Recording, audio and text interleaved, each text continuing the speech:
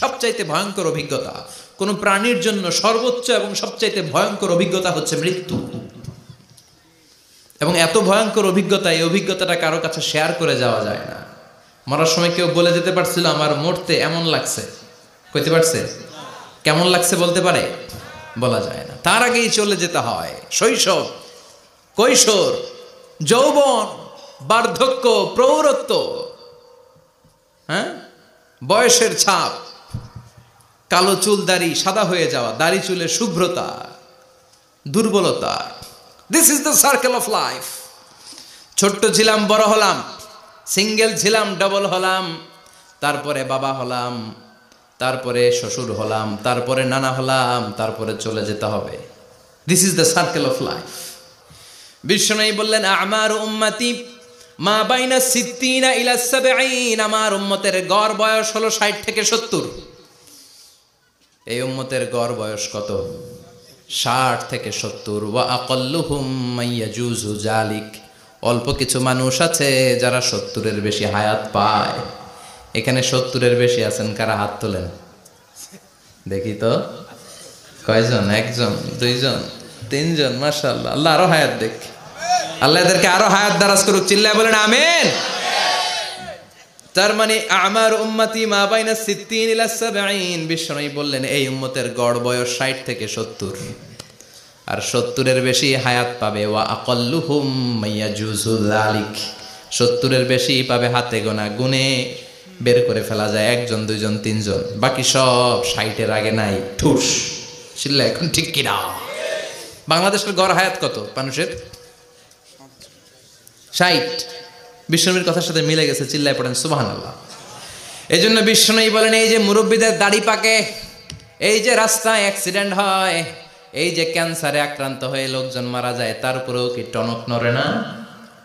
এরপরেও কি বিবেকে ধরে না যে তোমাকে চলে যেতে হবে? আকসিরু যিকরা হাযিমিল লাযযাত, জীবনের সব স্বাদকে পানসা করে দেয় ওই মরণকে স্মরণ করো। মরণকে স্মরণ করলে জাহান্নাম বরণ করা লাগে না। চিল্লায় বলেন ঠিক কিনা?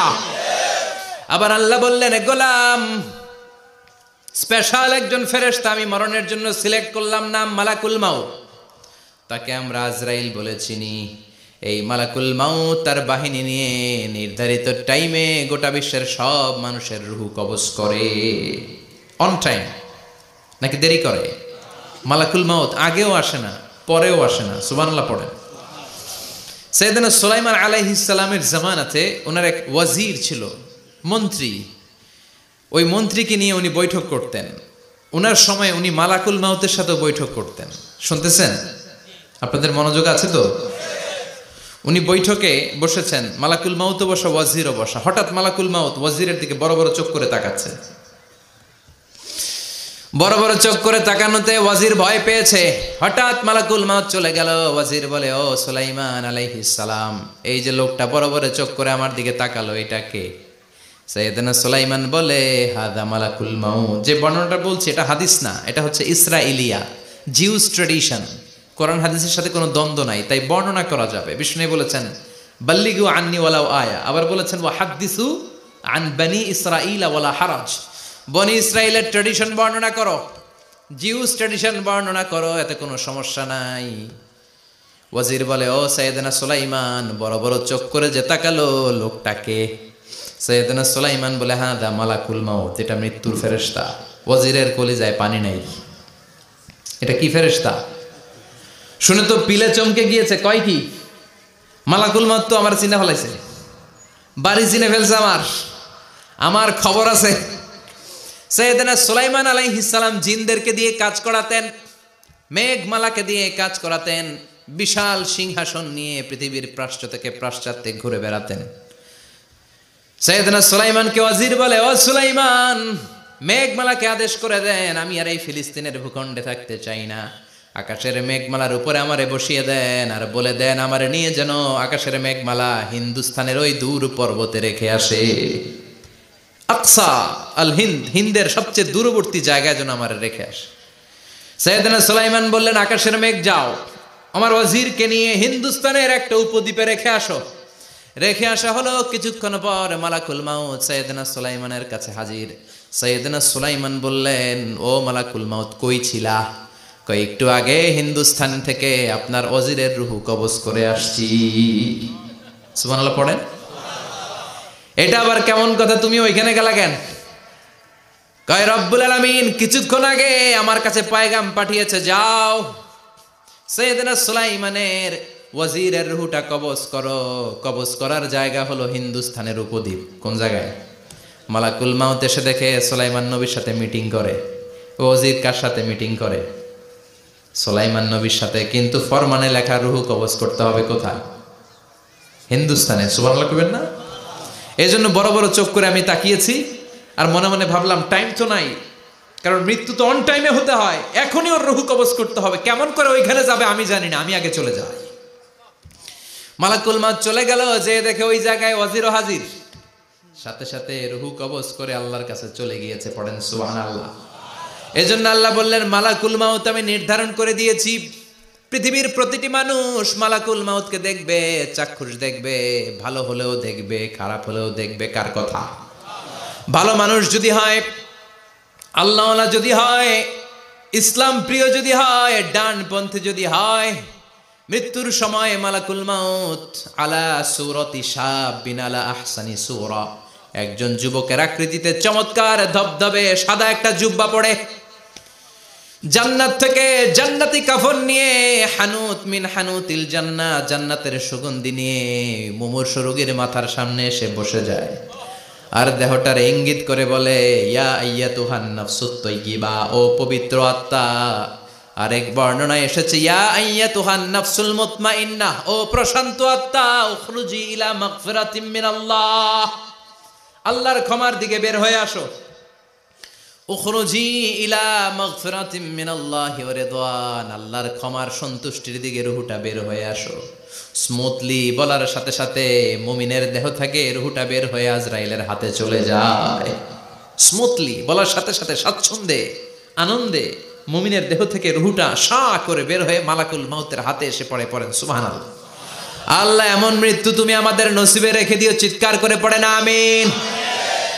আর যারা ইসলাম মানে নাই, আর যারা কোরআন মানে নাই, আর যারা দিন কায়েমের আন্দোলন করে নাই, দিনকে ভালোবাসে নাই, বাম আর রামপন্থী ছিল, নাস্তিক ছিল, ইসলাম বিরোধী ছিল, তাদের কাছেও মালাকুল মাউত আসে কি আসে না? চিল্লায় বলেন আসে কি আসে না? তাদের কাছেও আসে, কিন্তু আলা সূরাতি আকবাহি রাজুল, একজনের চেহারা যত ভয়ঙ্কর হতে পারে, যত নিকৃষ্ট হতে পারে, এরকম ভয়ঙ্করতম নিকৃষ্ট দুর্গন্ধওয়ালা একটা চেহারা নিয়ে আসে। রিজলাহু ফিল আরদ, পা থাকে জমিনে, রাসুহু ফিস সামা, হাদিসের বর্ণনা, পা দুইটা জমিনে, মাথা আকাশে। এসে ধমক দিয়ে জালিমের মাথার সামনে এসে বলে, ইয়া আইয়াতুহান নাফসুল খাবিসা, হে পাপাত্তা, হে অপবিত্র আত্মা, উখরুজি ইলা সাখাতিল্লাহি ওয়া গাদাবিহি, আল্লাহর রাগের দিকে, আল্লাহর অসন্তুষ্টির দিকে বের হয়ে আয়। মালাকুল মাউতের এই অর্ডার পাওয়ার সাথে সাথে রুহুটা কিন্তু বের হয় না। মুমিনের রুহুকে ডাক দিলে যেমনি স্মুথলি বেরোয়, কাফিরের রুহু এভাবে বেরোয় নাকি? কথা বলেন। রুহুটা ডানে যায়, ফাতাতাফাররাক, একবার রুহুটা ডানে যায়, আবার রুহুটা বায়ে যায়, আবার সামনে যায়, পায়ে যায়, হাতের মধ্যে ঢুকে ডানে বায়ে যায়। মালাকুল মাউত আবার ধমক দিয়ে বলে, ইয়া আইয়াতুহান নাফসুল খাবিসা, পাপাত্তা বের হয়ে আয়। রুহুটা আবার ডানে যায়, বায়ে যায়, সামনে যায়, পেছনে যায়। এবার ঘপাস করে মালাকুল মাউত রুহুকে ধরে টান মারে।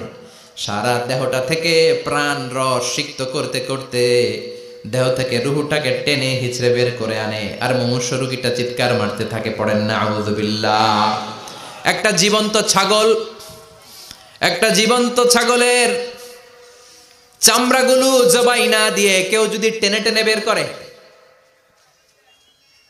ছাগল জবাই হয় নাই কিন্তু চামড়া এক পাশ থেকে টেনে টেনে টেনে হিচড়ে আপনি গা থেকে বের করলে যত কষ্ট হয়, এর চেয়েও বেশি কষ্ট দিয়ে মালাকুল মাউত বামপন্থী আর কাফেরদের রুহুটা দেহ থেকে বের করে আনে। পড়েন না আউযু বিল্লাহ। আমাদের রুহুটা যেন আল্লাহ, মুমিনদের রুহু আপনি যেভাবে কবজ করান, ওইভাবে যেন আমাদের রুহুটা বের হয়ে আসে। আর জোরে পড়েন আমিন।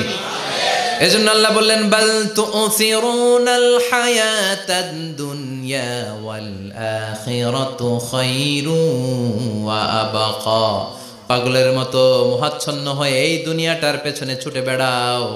এই দুনিয়া আসল নয়, আখিরাত হলো আসল। চিল্লায় বলেন ঠিক কিনা?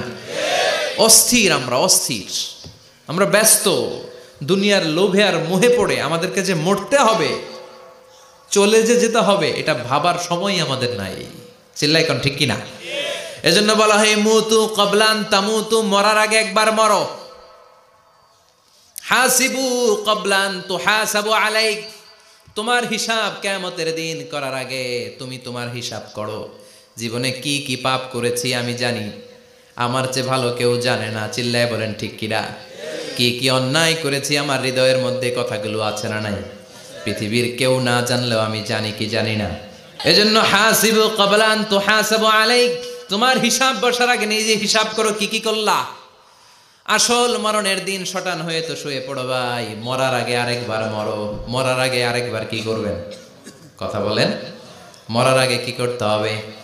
হঠাৎ একদিন বিছানায় শটান হয়ে শুয়ে যান, চক্ষুটা বন্ধ করেন, ভাবেন মরে গিয়েছেন। এই তোমার কুলমাউত চলে এসে রুহুটা নিয়ে গেল।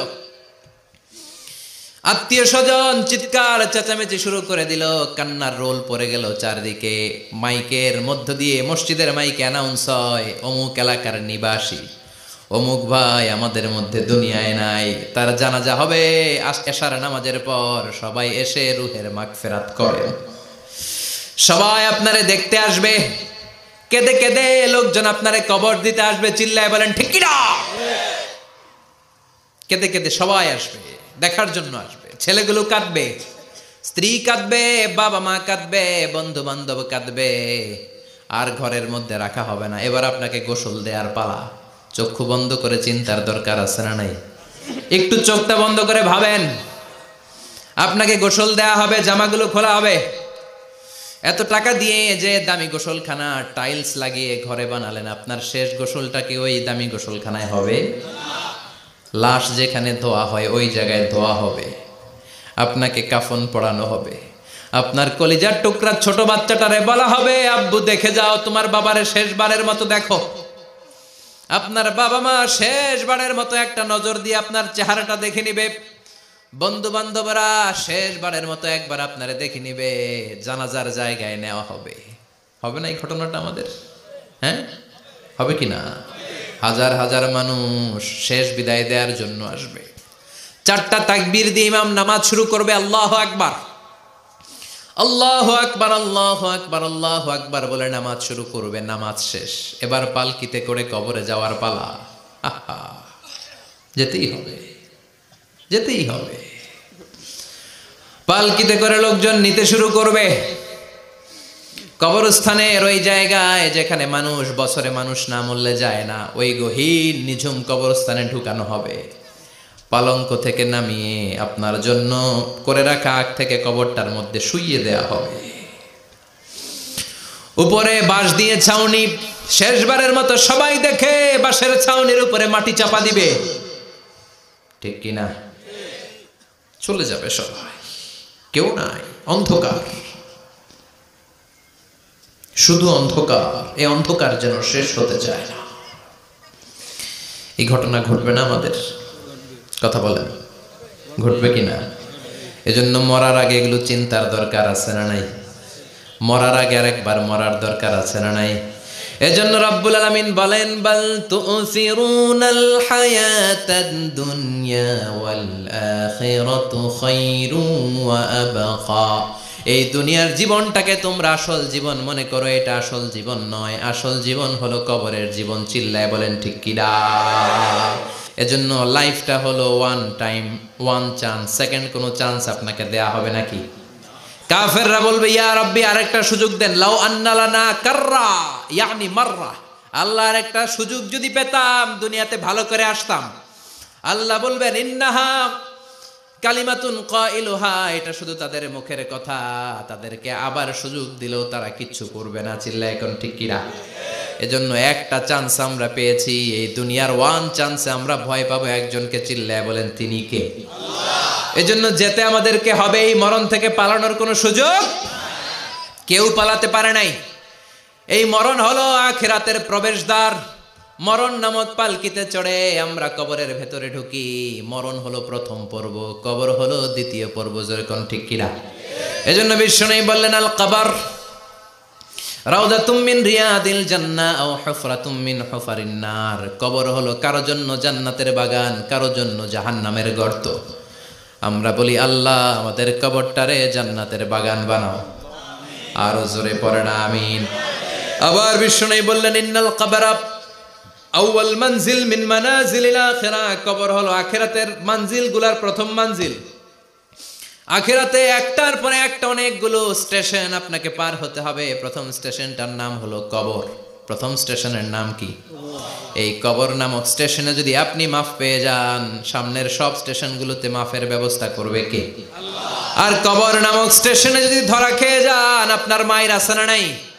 লাশটাকে যখন রাখা হয়, লাশটা চিনে কে আমারে রাখলো, কে আমাকে ধৌত করলো, কে আমারে কাফন পড়ালো। এজন্য বিশ্বনবী বলেছেন, মুমূর্ষের সামনে বসে বসে পড়ো, লা ইলাহা ইল্লাল্লাহু মুহাম্মাদুর রাসূলুল্লাহ। লাকিনু মাউতাকুম, লা ইলাহা ইল্লাল্লাহ। মুমূর্ষের সামনে দাঁড়িয়ে দাঁড়িয়ে পড়ো, লা ইলাহা ইল্লাল্লাহ। এই লা ইলাহা হচ্ছে জীবিতদের জন্য কালিমা, আর আমরা মরার পরে এই জিকির করি। ঠিক কি না? আমাদের দেশের অনেক জায়গায় লাশ নিয়ে কবরে যাওয়ার সময় লা ইলাহা পড়ে না। না, এটা আগের জিকির, মরার আগের জিকির। মরার আগে আপনাকে অ্যানাউন্সমেন্ট দিতে হবে, আল্লাহ ছাড়া কোনো ইলাহ নাই, বিশ্বনবী হচ্ছেন শেষ নবী এবং রসুল। চিল্লায় বলেন ঠিক কি না? লাশটাকে যখন রেখে দেয়া হয়, বিশ্বনবী যত মানুষকে কবরে রেখেছেন তারপরে দাঁড়িয়েছেন আর বলেছেন, ইস্তাগফিরু লিআখিকুম, তোমার ভাইদের জন্য তোমরা দোয়া করো। ফাইন্নাহুল আনা ইউসআল, এখনই তাকে কবরে সওয়াল করা হবে। কবরে প্রশ্ন আছে না নাই? কথা বলেন। বিশ্বনবী খাদিজাতুল কুবরা, ওনার প্রথম স্ত্রী খাদিজাতুল কুবরা তাহেরাকে কবরের মধ্যে রেখে দিয়ে কাঁদতে শুরু করলেন। চোখের পানি ছেড়ে অনেক দোয়া করলেন। দোয়া শেষে সব সাহাবারা ঘরে ফিরে যায়, বিশ্বনবী যায় না। সাইয়েদনা আবু বকর বললেন, ও নবী চলেন ঘরে যাই। অনেক তো দোয়া করলেন। বিশ্বনবী বললেন, আবু বকর তুমি যাও, আমি যাব না। এইটা সাধারণ মহিলা না, এটা বিপদের দিনের সঙ্গিনী খাদিজা। মক্কায় যখন আমার কেউ ছিল না, খাদিজা আমারে ভুলে নাই। 3 বছর কাফিররা আমাকে জেলখানায় বন্দি রেখেছে, নাম শিয়াবে আবি তালেবের জেলখানা। আমার স্ত্রী ওই জেলখানার জীবনেও আমারে ছাড়ে নাই। আমার সাথে 3 বছর খাদিজাও জেল খেটেছে। এই একটাই মহিলা, যেই মহিলাকে আল্লাহ আরশের উপর থেকে সালাম দিয়েছে, মহিলাটার নাম খাদিজা। আল্লাহু আকবার। আমার সব সন্তান আল্লাহ খাদিজার পেট থেকে দিয়েছে।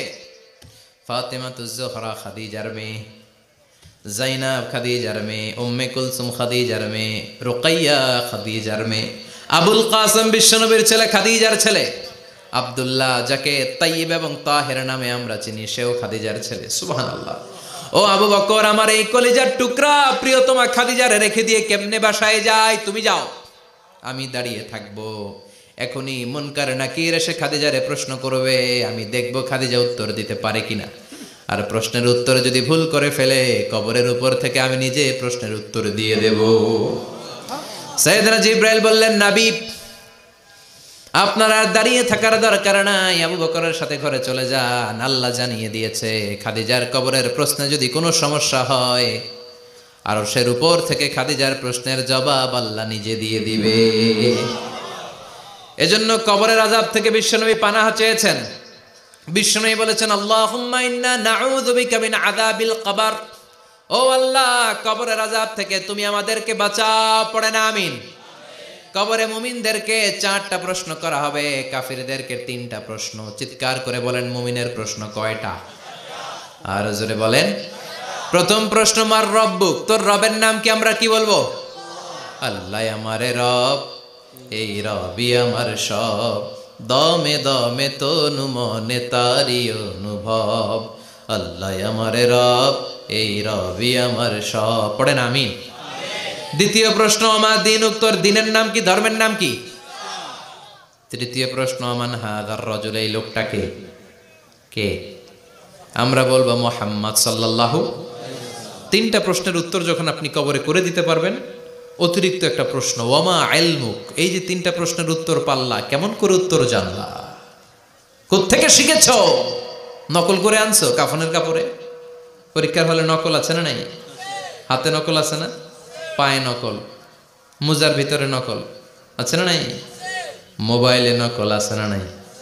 নকল থেকে আল্লাহ তুমি বাঁচাও। আরো আসতে কোন আমি। কিভাবে জানলা? কেমন করে? 3টা প্রশ্নের উত্তর শিখলা। What is the source of your knowledge? তথ্যসূত্র কি? আপনাকে বলতে হবে আমি যেই কিতাবটা থেকে শিখেছি কিতাবটার নাম কি? চিল্লায় বলেন কি নাম? এই কিতাবটা হলো কোরআন। আপনাকে বলতে হবে কোরআন থেকে আমি শিখেছি, বিশ্বনবীর হাদিস থেকে আমি শিখেছি। 4টা প্রশ্নের উত্তর যখন পারবেন, ফেরেশতারা বলবে আহলান সাহালান, খোশ আমদেদ, কংগ্রেচুলেশন, বাহ বাহ, তুমি তো চমৎকার পেরেছো। ফায়ুফসাহু লাহু কবরুহু 70 যিরাআন, মুমিন বান্দার কবরটা 70 হাত লম্বা করে দেয়া হবে। ইফতাহু লাহু বাবুন ইলাল জান্নাহ, জান্নাতের দিকে তার কবর থেকে একটা দরজা বানিয়ে দেয়া হবে। জান্নাতের সুঘ্রাণ ঠান্ডা বাতাস এসে তার কবরের ভিতরে ঢুকতে শুরু করবে। ইলবাসু লিবাস মিন আহলিল জান্নাত, জান্নাতীদের পোশাক তার গায়ের মধ্যে পরিয়ে দেয়া হবে। আল্লাহু আকবার। আর বলা হবে নাম কানাউমিল আরুস, বাসর রাতে বর যেমনি কনেকে নিয়ে ঘুমিয়ে যায়, তুমিও একটা ঘুম দাও। আলহামদুলিল্লাহ পড়ে মুমিন বান্দা আনন্দের একটা ঘুম দিবে। ইসরাফিলের সিংগার আওয়াজ ছাড়া পৃথিবীর কোনো কিছুই তার আগে ঘুম ভাঙতে পারবে না। আল্লাহ আমরাও যেন সেদিন কবর একটা মজার ঘুম দিতে পারি, তুমি তৌফিক দাও। জোরে পড়েন আমিন। এবার বামপন্থী নাস্তিক আর কাফেরদের পালা, ইসলাম বিদ্বেষীদের পালা, আলেম ওলামাদের শত্রুদের পালা, ইসলামকে যারা বিজয়ী শক্তি হিসেবে মানতে পারে নাই তাদের পালা। চিল্লা এখন ঠিক কিনা? ওদেরকেও একই প্রশ্ন, রব কে? ওরা বলবে আমি জানি না। আমাদের উত্তর আল্লাহ। ওরা বলবে আমি কিচ্ছু জানি না, আমি সব ভুলে গেছি, আমার মাফ করে দেন, আমি কিছুই জানি না। তবে আমি ইসলাম বিরোধীদের সাথে চলতাম, যারা ইসলাম রে বাস দিত আমি তাদের সাথে স্লোগান দিতাম।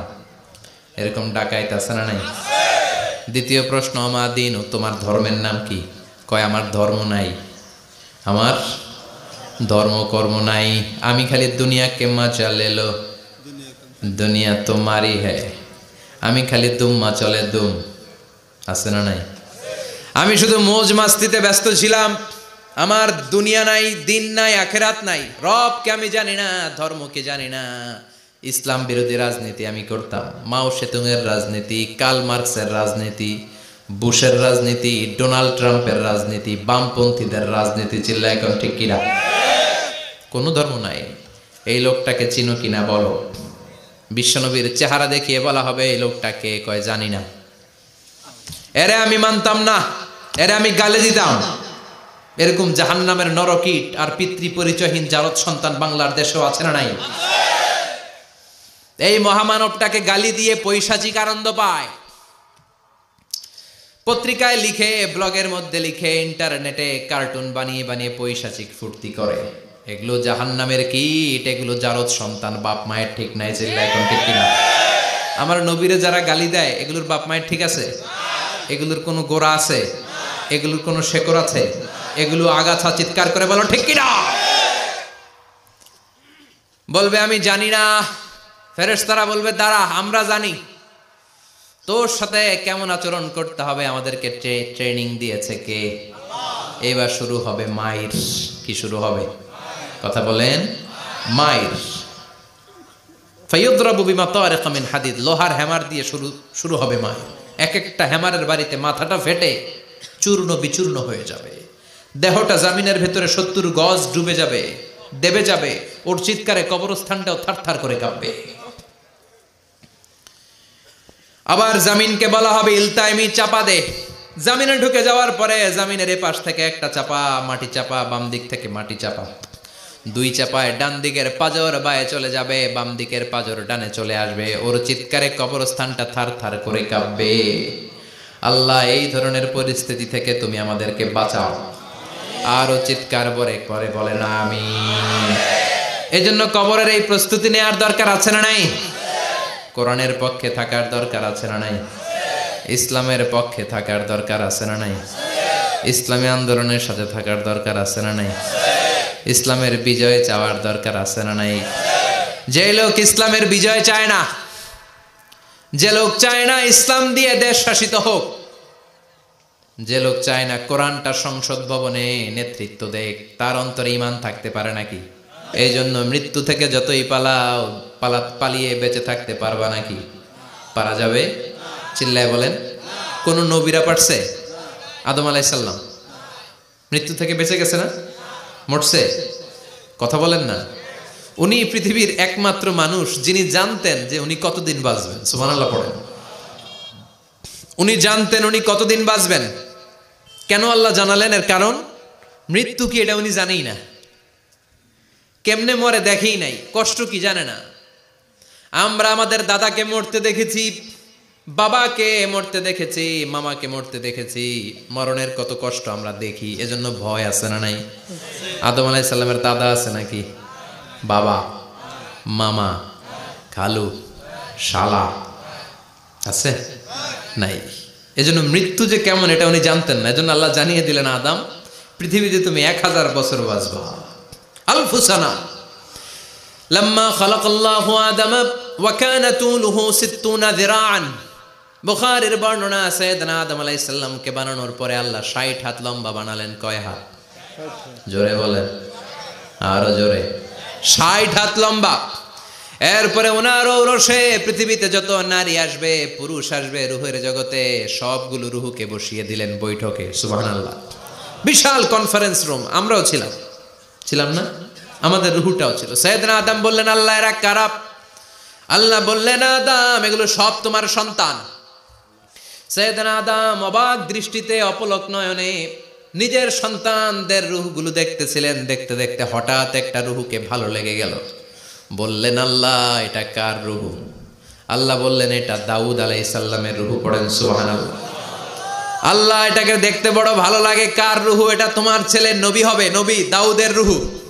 কাম উমরু, আল্লাহ দুনিয়াতে সে কয়দিন বাঁচবে? আল্লাহ বললেন, 40 সানা, 40 বছর। কয় বছর? সবাই বলেন, কয় বছর? 40 বছর। সাইয়েদনা আদম বললেন, মাবুদ আমার এত সুন্দর কলিজার টুকরা সন্তান দাউদ আলাইহিস সালামকে দুনিয়াতে মাত্র 40 বছর আপনি কেন দিলেন? আল্লাহ প্রথম মানুষ এবং নবী হিসেবে আপনার কাছে ফরিয়াদ করি, আমার ছেলে দাউদের বয়স বাড়ায়া দেন। আল্লাহ কয়, না, হাদা কদ কুতিবা, এটা লেখা হয়ে গেছে। রুফিআতিল আকলাম ওয়া জাফফাতিস সুহুফ, লিখে ফেলছি, কলম শুকায় গেছে, কালি শুকায় গেছে, এটা চেঞ্জ করা যাবে? সাইয়েদনা আদম বললেন, আল্লাহ আমি বাঁচমু কয় বছর? কয় তুমি থাকবা কয় বছর? আলফু সানা, 1000 বছর। মনে আছে? আল্লাহ আমার 1000 বছরের দরকার নাই, আমি আমার 1000 বছর থেকে 60 বছর আমার ছেলে দাউদরে আমি দিয়ে দিলাম। আদম আলাইহিস সালামের 1000 বছর থেকে 60 বছর যদি দান করে দেয়, ওনার আর কত রইল? 940। আর 60 বছর যদি দাউদ নবীর 40 বছরের সাথে যোগ দেয়া হয়, উনি পেলেন কয় বছর? 100। সাইয়েদনা আদম পৃথিবীতে আসলেন, এসে থাকতে শুরু করলেন। দিন গড়িয়ে রাত আসে, মাস গড়িয়ে বছর আসে, বছর যায় বছর আসে। ঠিক 940 বছর পর মালাকুল মাউত আদম আলাইহিস সালামের কাছে আসলেন। বললেন, আনা মালাকুল মাউত উকিলা বিকুম, আপনাদের জন্য আল্লাহ আমাকে বানিয়েছে রূহ কবজ করতে। ও আদম, আবুল বাশার, পৃথিবীর প্রথম মানব, প্রথম নবী, আপনার সময় শেষ, রেডি হন। কি হন? খেলা শুরু হবে, এখনই রূহ কবজ করে নিয়ে যাব। সাইয়েদনা আদম বলে, এখন আসছো কেন? আমার আরো 60 বছর বাকি আছে। মালাকুল মাউত বলে, না, আপনি রূহের জগতে আল্লাহর কাছে আপনার সন্তান দাউদকে কয় বছর দিয়েছিলেন? 60 বছর। এজন্য 940 বছর আপনার জন্য লেখা। আমি এখন আপনার রূহ কবজ করতে চাই। সাইয়েদনা আদম বলে, আমি মানি না, আমি কাউরে দেই নাই 60 বছর, আমি দেই নাই, আমি আরো বাঁচব, আমি আরো বাঁচবো, 60 বছর আমি বাঁচবো, আমি দেইটাই নাই। মিয়া যাও। মালাকুল মাউত আল্লাহর যে বলে, আল্লাহ দেয় নাই বলে, আসলে ভুলে গেছে। আসলে আফাতুল ইলমি আন নিসিয়ান, মানুষ ভুলে যায়, মানুষ বড্ড ভুলে যায়। আমরা অনেক সময় খাইয়াও কই খাই নাই। অনেক কিছু আপনি দিছিলেন কিন্তু ভুলে যাই, গলার নিচ দিয়ে নামার পরে কই তুমি কিচ্ছু দাও নাই। আছে না নাই?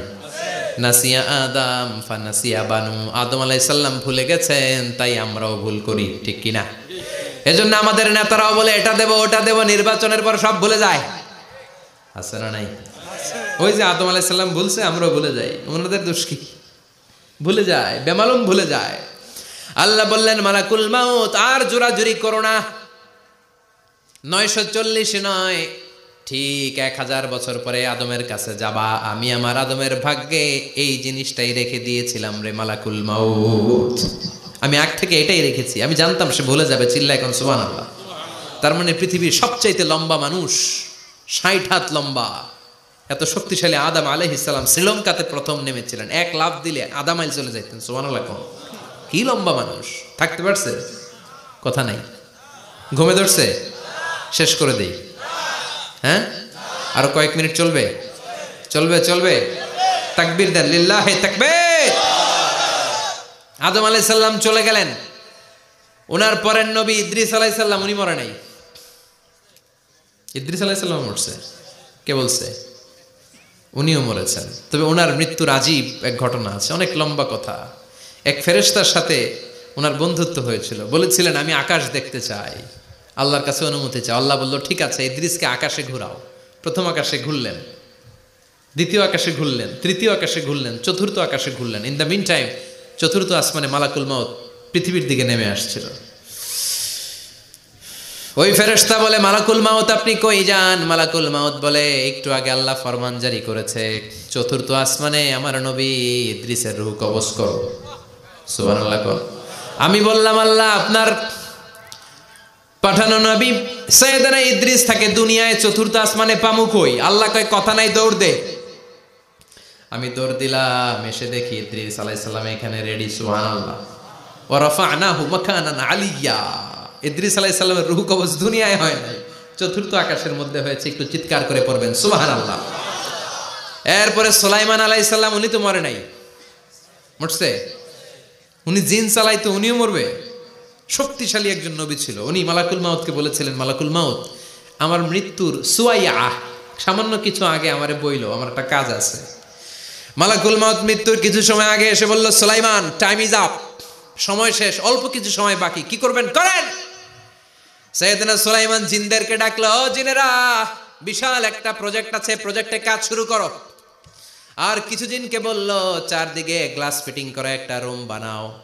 সাইয়েদনা সুলাইমান আলাইহিস সালাম গ্লাস ফিটিং করা রুমের ভেতরে ঢুকলেন। এই রুমে ঢুকার দরজা নাই, হাতে একটা লাঠি নিলেন। কি নিলেন? লাঠির মধ্যে ভর করে দাঁড়িয়ে রইলেন আর জিনদের দিকে তাকিয়ে রইলেন। জিনেরা এত বদমাশ ছিল, সাইয়েদনা সুলাইমান দাঁড়িয়ে না থাকলে কাজ করতো না। ছিল ফাঁকিবাজ। কি ছিল? দাঁড়ায় না থাকলে আজও লোকজন কাজ করতে চায় না, ঠিক কিনা? মালিক দাঁড়ায় থাকলে ঠিকই কাজ হয়ে যায়। সুলাইমান আলাইহিস সালাম লাঠির মধ্যে ভর দিয়ে দাঁড়িয়ে রইলেন আর বললেন কাজ করো। জিনেরাও কাজ শুরু করলো। ওদিকে মালাকুল মাউত এসে বলে, ও সুলাইমান সময় তো শেষ। সুলাইমান বলে সমস্যা নাই, রূহ কবজ করেন। উনি লাঠির মধ্যে ভর দিয়ে দাঁড়িয়ে রইলেন। গ্লাস ফিটিং করা রুমের ভিতরে কোরআন সাক্ষী। মালাকুল মাউত ওইভাবে লাঠিতে ভর দেওয়া অবস্থায়, দাঁড়ানো অবস্থায় সাইয়েদনা সুলাইমান আলাইহিস সালামের রূহ কবজ করে নিলেন। উনি এমন ভাবে দাঁড়িয়েছেন, রূহ চলে গেল, লাশ হয়ে দাঁড়িয়ে রইলেন। লাঠির মধ্যে দাঁড়িয়ে আছেন, জমিনের মধ্যে লুটিয়ে পড়ে নাই। সুবহানাল্লাহ। জিনগুলো দূর থেকে ভাবলো বস তো দাঁড়ায় আছে। কে দাঁড়ায় আছে? জিনেরা মনে করছে বস দাঁড়ায় আছে, কাজ করতে হবে। করতে করতে পুরা প্রজেক্টের কাজ শেষ। ইন দ্য মিন টাইম ঝিঝি পোকা, উই পোকা, যেই পোকা কাঠ খেয়ে ফেলে, এই কাঠ খাওয়ার পোকা সুলাইমান আলাইহিস সালাম লাঠির ভেতরে ঢুকে লাঠিও খেয়ে ফেলেছে। সাইয়েদনা সুলাইমান আলাইহিস সালাম ধপাস করে জমিনে পড়েছে। আর জিনেরা কয় হায় হায়, খালি খালি কাম করছে এতদিন। সুবহানাল্লাহ কইবেন না? সুলাইমান আলাইহিস সালাম বাঁচতে পারে নাই, চলে গেলেন। মুসা আলাইহিস সালাম মরছে? উনি মরবে কেন? উনি তো খালি মারে। মরছে? এক থাপ্পড়ে ফেরাউনের বাবুর্চি নাই। মুখের আগে হাত চলতো কয়েকজন, এর মধ্যে মুসা আলাইহিস সালাম আছে না নাই? মালাকুল মাউত মানুষের আকৃতিতে অনুমতি না নিয়ে ঘরের ভেতরে ঢুকে গেল। ঢুকে বলে আনা মালাকুল মাউত, আমি মৃত্যুর ফেরেশতা। তো কি চাও? জিতু আন আকবাদা রূহাক, আপনার রূহ কবজ করতে আসছি। কিন্তু মুসা আলাইহিস সালাম দেখতেছেন দিব্য একজন মানুষ, কি দেখে? আবার সালাম দেয় নাই, অনুমতি নিয়েও ঢুকে নাই। অমিয়া অনুমতি নিয়ে ঘরে ঢোকার দরকার আছে না নাই? মুসা আলাইহিস সালামের মেজাজ বড় গরম। উনি বললেন কি করবি? কয় আপনারে মারমু। কয় এদিকে আয়। মালাকুল মাউত মনে মনে ভাবে এতদিন সব মানুষগুলো আমারে দেখলে দিত দৌড়, আজকে মনে হয় আমারে দিতে হবে দৌড়। এক পা আগায় দুই পা পেছায় সাহস করে সামনে গেলেন। আবার মুসা আলাইহিস সালাম দিলেন এরকম থাপ্পড়, ফাসাক্কাহু ফাফাকু আইনা। বুখারীর বর্ণনা, এক থাপ্পড়ে চোখ নাই। ঠিকই মালাকুল মাউত দৌড়, এক দৌড়ে আল্লাহর কাছে। আল্লাহ বললেন রাখো, এটা মুসা আলাইহিস সালাম, তার মেজাজ বড্ড গরম, আমাকে কথা বলতে হবে। আল্লাহ বললেন মুসা, বুখারীর বর্ণনা, গরুর পিঠের উপর হাত রেখে দাও। রাখা হলো। তোমার হাতের নিচে গরুর যত পশম, প্রত্যেক পশমের বিনিময়ে এক এক বছর করে হায়াত বাড়িয়ে দিলাম। মুসা আলাইহিস সালাম অনেক চালাক নবী, উনি বললেন আল্লাহ আমার হাতের নিচে যদি গরুর 2000 পশম থাকে, তার মানে 2000 বছর হায়াত বাড়িয়ে দিলেন, কিন্তু এক্সট্রা হায়াত যখন শেষ হয়ে যাবে এরপরে কি হবে? আগে ওইটা বলেন। আল্লাহ বললেন সুমাল মাউত, তারপরে তো মুসা মরতেই হবে, আসতেই হবে। সাইয়েদনা মুসা আলাইহিস সালাম বললেন ফাল আনা, তাহলে আর দেরির দরকার নাই, এখনই আমি আপনার কাছে চলে যেতে চাই। মালাকুল মাউত মুসা আলাইহিস সালামের রূহ নিয়ে উড়াল দিলেন। সুবহানাল্লাহ। বাঁচতে পারছে? বিশ্বনবী মরে নাই, উনি ইন্তেকাল করেছেন। চিল্লা এখন ঠিক কিনা? ইন্তেকালের আগে বিশ্বনবী প্রচন্ড অসুস্থ হলেন। মা আয়েশারে ডেকে বললেন আয়েশা, মনে হয় আমি বাঁচব না। ওই যে খায়বার বিজয়ের দিন, খায়বার দুর্গ বিজয় করার পরে এক ইহুদি মহিলা আমার দাওয়াত দিয়েছিল। ওই দাওয়াত খেতে যাওয়ার পরে গোশতের মধ্যে বিষ মাখানো হয়েছিল রে আয়েশা। ওই বিষ মাখানো খাসির গোশত খেয়ে যে ব্যথা আমার পেটে উঠেছিল, আজ আবার সেই ব্যথা উঠেছে। বিশ্বনবী ওই বিষ খাওয়ানো গোশতের কারণে ইন্তেকাল করেছেন, তার মানে বিশ্বনবী শাহীদ। জামা আল্লাহু বাইনা নবুওয়া ওয়া শাহাদা, আল্লাহ বিশ্বনবীকে শুধু নবী বানায় নাই, শহীদ হিসেবে কবুল করেছে। সুবহানাল্লাহ কবেন না? প্রচন্ড অসুস্থ, উনি ছাড়া মসজিদে নববীতে কেউ ইমামতি করার সাহস পায় না। বিশ্বনবী বললেন আবু বকর তুমি যাও, আবু বকরও যায় না। বিশ্বনবী বললেন পানি আনো। বিশ্বনবী পানি দিয়ে ওযু করলেন। ওযু করে কয়েকজন সাহাবীকে ধরে উঠতে চাইলেন, আবার ধপাস করে বেহুশ হয়ে পড়ে যায়। বিশ্বনবী উঠতে পারে না। আবার বললেন ঠান্ডা পানি আনো। পানির ভেতরে বিশ্বনবী 2 হাত ঢুকিয়ে দিয়ে ঠান্ডা ভিজা হাত দিয়ে চেহারার মধ্যে মাসে করলেন আর বললেন ইন্নালিল মাউতিলা সাকারাত, হায়রে মৃত্যুর কি যন্ত্রণা, হায়রে মৃত্যুর যে কি কষ্ট। ও মিয়া, বিশ্বনবী যদি মৃত্যুর কষ্টে কাতরায়, আমাদের অবস্থা কি? আমাদের নসিবে কি আছে? আল্লাহ তুমি বাঁচাও, পড়ে না আমিন। বিশ্বনবী কাঁদছেন, সাহাবারা একের পর এক দেখতে আসে, কান্নার রোল পড়ে গেল চারদিকে। বিশ্বনবীর কলিজার টুকরা নয়নের পুটুলি সাইয়্যিদাতুনা ফাতিমা বিশ্বনবীর কান্না সহ্য করতে পারে না। বিশ্বনবীকে ধরে মা ফাতিমা, সাইয়্যিদাতুনা ফাতিমা বিলাপ করা শুরু করে দিলেন, চিৎকার দিয়ে কান্নাকাটি শুরু করে দিলেন আর বললেন ওয়া কুরবাবা, ওয়া কুরবাবা, হায় হায় আমার বাবার কি কষ্ট, আহা আমার বাবার কি কষ্ট হচ্ছে। বিশ্বনবী বললেন ফাতেমা তুমি কেঁদো না, আমার কষ্ট আজকের পরে আর থাকবে না, আজকে তোর বাবার সব কষ্ট বন্ধ হয়ে যাবে। কি যেন কানে কানে বললেন, ফাতেমা আরো কেঁদে দিল। আবার কানে কানে কি যেন বললেন, ফাতেমা হেসে দিল। বিশ্বনবীর ইন্তেকালের অনেক পর মা আয়েশার কাছে ফাতেমা বললেন, আমি যখন প্রথমে কেঁদেছিলাম আব্বা বলেছিল আমি আর বাঁচব না রে ফাতেমা। আবার কানে কানে একটা কথা বলার পরে হেসেছিলাম, আব্বা বলেছিল আমার পরে আমার পরিবার বর্গের মধ্য থেকে সর্বপ্রথম তোমার সাথে আমার দেখা হয়ে যাবে রে ফাতেমা। অল্প কয়েক মাসের ব্যবধানে সাইয়্যিদাতুনা ফাতেমা উনিও ইন্তেকাল করলেন। বিশ্বনবী শোয়া থেকে উঠতে পারে না। এক সাহাবীকে দেখলেন মেসওয়াক করছে। বিশ্বনবী মেসওয়াকের দিকে তাকিয়ে রইলেন। বিশ্বনবীর নিথর দেহটা পড়ে আছে। আয়েশারা যে বলবে আয়েশা মেসওয়াক দাও, বলতে পারে না। মা আয়েশা বুঝতে পেরে মেসওয়াক আনলেন, বিশ্বনবীকে মেসওয়াক করিয়ে দিলেন। এবার বিশ্বনবী বললেন, ও আবু বকর শোনো, আল্লাহ আমাকে অপশন দিয়েছে। কি দিয়েছে? আল্লাহ বলেছে নবী আজীবন থাকতে চাইলে থাকেন, আর আসতে চাইলে চলে আসেন। আমি থাকতে না চেয়ে আল্লাহর কাছে চলে যাওয়ার ইচ্ছা করলাম। সাইয়েদনা আবু বকর কান্না জুড়ে দিলেন। বিশ্বনবী বললেন আসসালাত আসসালাত, ও আমার উম্মতেরা নামাজ তরক করো না। ইন্তেকালের আগে বললেন নামাজ ছেড়ে দিও না। আর বললেন ওয়ামা মালাকাত আইমানুকুম, তোমাদের অধীনস্থ কর্মচারীদের সাথে খারাপ আচরণ করো না। ঘাম শুকানোর আগে পয়সা দিয়ে দিও। আর হাত দুটো উঁচু করে বললেন আল্লাহুম্মা ইলার রাফিকিল আলা, ও আল্লাহ আমি আপনার কাছে যেতে চাই। এই কথাটা বলে বিশ্বনবীর হাত দুইটা ধপাস করে জমিনে পড়ে গেল, বিশ্বনবীও চলে গেলেন। থাকতে পেরেছে কেউ? চিল্লায় বলেন। এজন্য আমরা আল্লাহর কাছে ইমানই মৃত্যু চাই। কি মৃত্যু? আমরা উত্তম মৃত্যু চাই। চিল্লায় বলেন কি মৃত্যু? এজন্য মরণের আগে ইমান নিয়ে মরার দরকার আছে না নাই? বিশ্বনবী দোয়া করতেন আল্লাহুম্মা রযুকনা হুসনাল খাওয়াতিম, ও আল্লাহ আমাদের শেষটা যেন ভালো হয়। শেষ কথা বলি, এদিকে তাকান, মনোযোগ আছে? বলতেন আল্লাহুম্মা রযুকনা হুসনাল খাওয়াতিম, ও আল্লাহ আপনি আমাদেরকে ইমানের মৃত্যু দেন, আমাদের শেষটা ভালো করেন। কারণ সব ভালো তার শেষ ভালো। জানেন না এটা আপনারা? সব ভালো তার শেষ ভালো।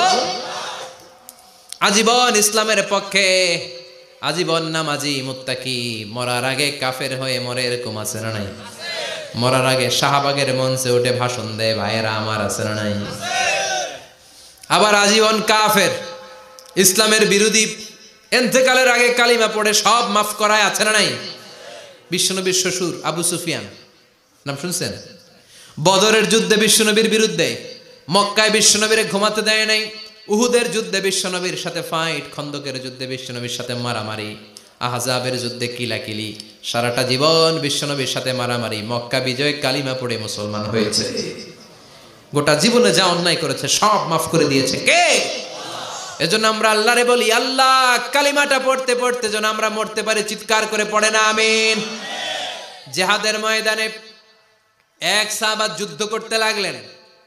বুখারীর বর্ণনা, যুদ্ধ করতে করতে কাফেরদেরকে মারতে মারতে, হাদিসের ভাষ্য লা ফাযা ওয়ালা শাযা ইল্লা ইয়াদরিবুহা বিসাইফি, তার সামনে যত কাফের আসে সে কচুকাটা করে। অন্য সাহাবীরা খুশি হয়ে যায়, অন্য সাহাবীরা বলে আজকের সব সওয়াব এই সাহাবী পেয়ে যাবে। কিন্তু বিশ্বনবী হঠাৎ করে একটা কথা বললেন, ওই কথা শুনে সাহাবীরা অবাক। বিশ্বনবী বললেন হুয়া ফিন্নার, ও জাহান্নামে যাবে। কই যাবে? জিহাদের ময়দানে এক মুজাহিদ সাহাবী কাফেরদেরকে মেরে শেষ, কিন্তু বিশ্বনবী বললেন কই যাবে? কথা কয় না। এক সাহাবী কয় ঘটনা কি? এত বড় মুজাহিদ ফি সাবিলিল্লাহ কেন জাহান্নামে যাবে? আমি লুকিয়ে লুকিয়ে দেখি। লুকিয়ে লুকিয়ে ওই সাহাবী দেখে মুজাহিদ সাহাবী যুদ্ধ করতে করতে কাফেরদের বিশাল একটা ঘাটির ভেতরে ঢুকে গেল। মারতে মারতে মারতে মারতে হঠাৎ এক কাফেরের আঘাতে এই মুজাহিদ সাহাবীর ডান হাতটা কাটা পড়ে গেল। এবার ডান হাত দিয়ে ফিনকি দিয়ে রক্ত বের হতে শুরু করলো। মুজাহিদ সাহাবী আর যন্ত্রণা সহ্য করতে পারে না। যন্ত্রণা সহ্য করতে না পেরে কাতরাতে কাতরাতে নিজের হাতের ছুরিটাকে জমিনের মধ্যে গেড়ে দিয়ে ছুরির উপর ঝাঁপিয়ে পড়ল। পেটের এই দিক দিয়ে ঢুকে ওপাশ দিয়ে বের হয়ে গেল, এফার হোফার হয়ে গেল, মানে আত্মহত্যা করলো। ঠিক কি না? জাহান্নামী না? কথা কম।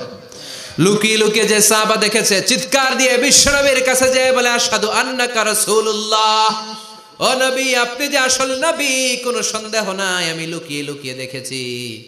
ওই মুজাহিদ সাহাবা বেঁচে নাই, সে কাফেরের আঘাতে শহীদ হয় নাই, নিজের পেটে নিজে ছুরি ঢুকিয়ে আত্মহত্যা করেছে। আজীবন বিশ্বনবীর সাথী, মরার আগে জাহান্নামী। আমরা কেউ জানি না আমাদের শেষটা কেমন হবে। এজন্য আমাদের শেষটা ভালো হোক, ভেরি সেন্সিটিভ ইস্যু। আমাদের শেষটা ইমানের হোক। এখন যেমনি মাথা ঠিক আছে, বুদ্ধিমত্তার সাথে শাহাদাত বাক্যের উপর যেন আমরা মরতে পারি। আমরা পড়ি আমিন। চিল্লায় পড়ে না আমিন। কি করে বুঝবেন মৃত্যুটা ভালো হলো? এক নাম্বার আলামত আন-নুতকু বিশ-শাহাদা, মরার আগে আওয়াজ করে জিকির করে কেউ যদি পড়তে পারে লা ইলাহা ইল্লাল্লাহু মুহাম্মাদুর রাসূলুল্লাহ সাল্লাল্লাহু, এটা হচ্ছে আলামাতু হুসনিল খাতিমা। আপনার মৃত্যুটা যে ভালো মৃত্যু হয়েছে এটার আলামত। কি মৃত্যু? সবাই বলেন ভালো মৃত্যু আমরা চাই কি চাই না? ভালো মৃত্যুর এক নাম্বার আলামত কালিমা পড়ে যদি মরতে পারে। বিশ্বনবী বলেন মান কানা আখিরু কালামিহি লা ইলাহা ইল্লাল্লাহ, যে ব্যক্তির সর্বশেষ কথাটা হবে, বাক্যটা হবে লা ইলাহা ইল্লাল্লাহ, দাখালাল জান্নাহ, সে জান্নাতি হয়ে যাবে। সুবহানাল্লাহ পড়েন।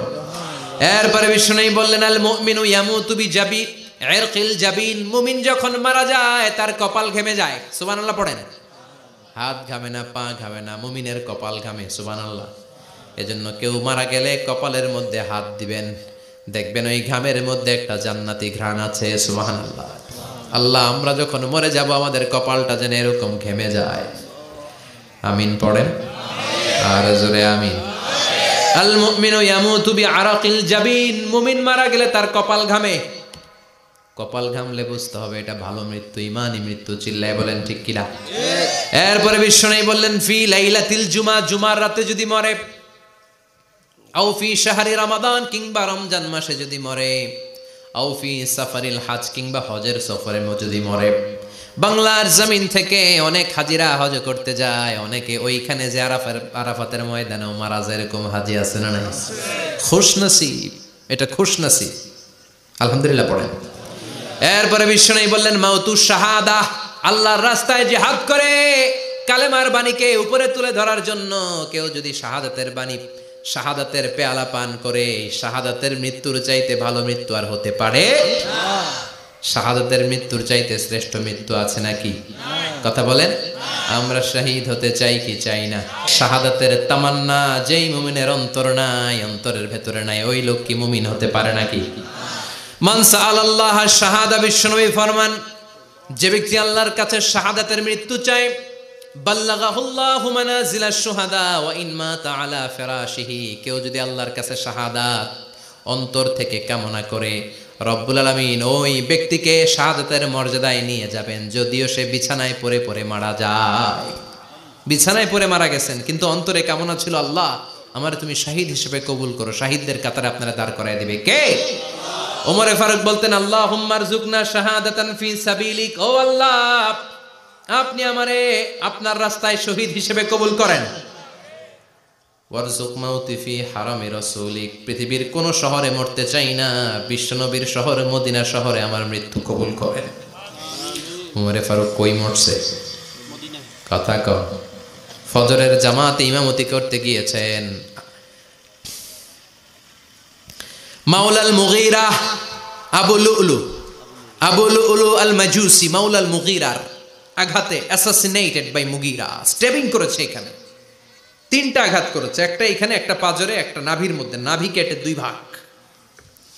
ওনাকে খাবার দেয়া হলো নাবিজ, দুধ মাখানো নাবিজ। ওই নাবিজের দুধ নাভি দিয়ে বের হয়ে যায়।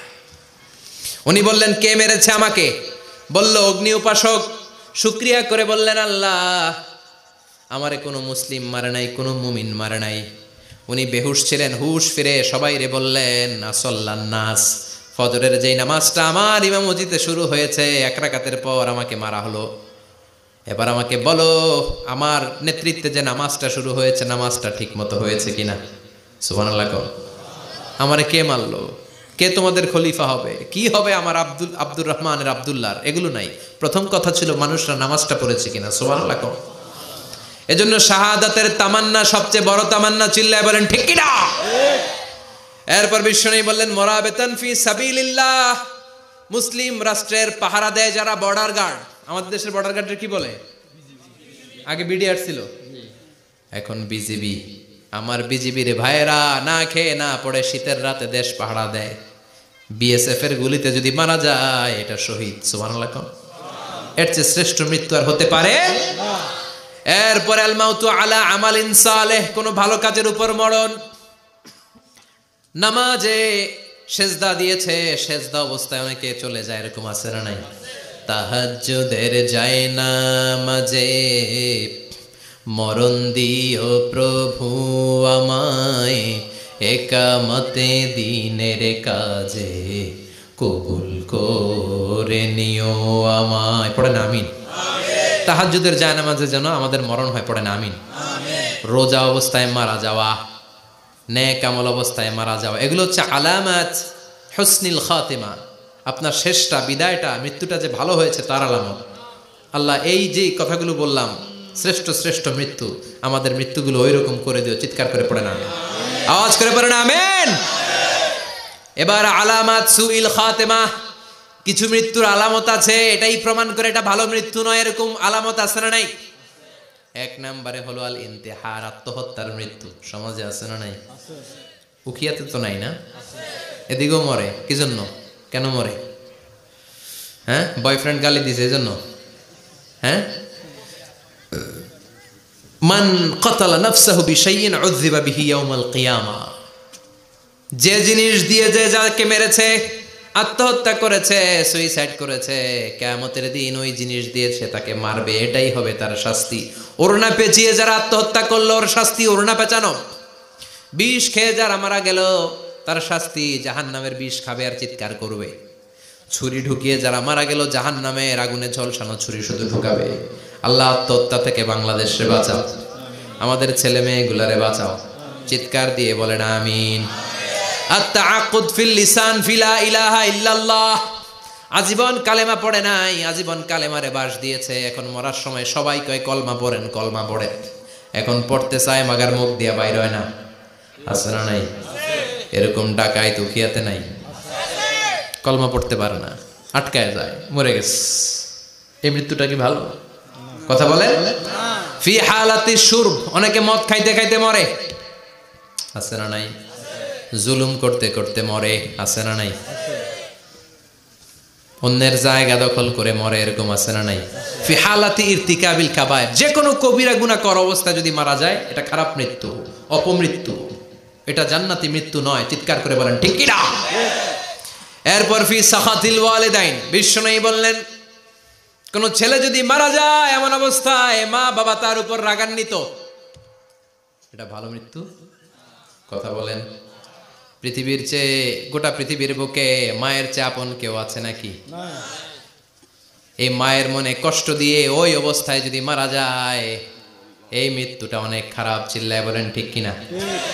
এজন্য মায়ের সাথে খারাপ আচরণ করবেন নাকি? কথা বলেন। যার মা নাই সে জানে মা না থাকার কি জ্বালা, ঠিক কিনা? যখন রাত্রি নিঝুম এই চোখে ঘুম, একলা শুধু ঘরে তোমায় মনে পড়ে মাগো, তোমায় মনে পড়ে। যখন রাত্রি নিঝুম এই চোখে ঘুম, একলা শুধু ঘরে তোমায় মনে পড়ে মাগো, তোমায় মনে পড়ে। এজন্য মায়ের দোয়া সবচেয়ে বড় দোয়া। মা রেগে আছে, মা বদদোয়া দিয়েছে, বাবা বদদোয়া দিয়েছে, বাবা আপনার উপর অসন্তুষ্ট, ওই অবস্থায় ছেলে মরলে এটা কি ভালো মৃত্যু? এরপরে স্বামী যদি নাখোশ থাকে স্ত্রীর উপর, স্বামী যদি স্ত্রীর উপর রেগে থাকে, অসন্তুষ্ট থাকে, ওই অবস্থায় স্ত্রী যদি মারা যায় এটাও খারাপ মৃত্যু। চিল্লায় বলেন এটাও খারাপ মৃত্যু। এরপরে লাউ ফারিহাল মুসলিমুনা বিমাউতি, কোন লোক মারা গেলে যদি এলাকার মুসলমানরা খুশি হয় এটা কি ভালো মৃত্যু নাকি? কোন লোক মারা গেলে এলাকার মুসলমানরা যদি আল্লাহর শুকরিয়া করে এটা কি ভালো মৃত্যু নাকি? আমরা কি ভালো মৃত্যু চাই নাকি খারাপ? আমরা শাহাদাতি মৃত্যু চাই, ইমানের মৃত্যু চাই। পড়েন আমিন। এজন্য রব্বুল আলামিন বলেন বাল তুসিরুনাল হায়াতাদ দুনিয়া ওয়াল আখিরাতু খায়রুন ওয়া আবাকা। ক্ষণস্থায়ী দুনিয়াটাকে তোমরা বড় মনে করো, এটা বড় না, বড় হলো আখিরাতের জীবন। এজন্য আখিরাতের জীবনের জন্য প্রস্তুতি দরকার, আছে না নাই? মরণ হচ্ছে সবচেয়ে বড় প্রস্তুতি, মরণের চিন্তা। মান কানা ওয়াইদান ফাল মাউতু ইয়াকফি, যে নিজেকে সোজা করতে চায় মৃত্যুর চিন্তাই তার জন্য যথেষ্ট। আজকের এই আলোচনার পরেও কি আমাদের টনক নড়বে না? আজকের এই কথাগুলোর পরেও কি মৃত্যু নিয়ে আমরা ভাববো না? আজকের আলোচনার পরেও কি আমার হিসাব শুরু হওয়ার আগে আমি একটু নিজের হিসাব কষে নিব না? আল্লাহ আমাদের সবাইকে কথাগুলো বুঝার ও আমল করার তৌফিক দান করুক। আমরা পড়ি আমিন।